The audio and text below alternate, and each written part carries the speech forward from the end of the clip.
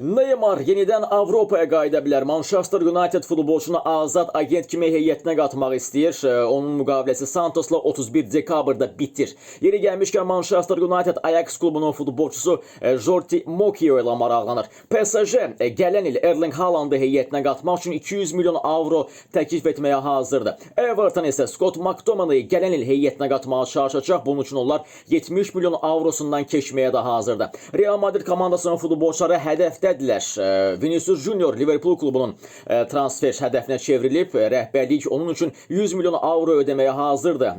Baş məşqçi Arne Slot futbolçunu transfer etməklə Məhəmməd Salahla hücumda tandem təşkil etməyə planlaşdırır.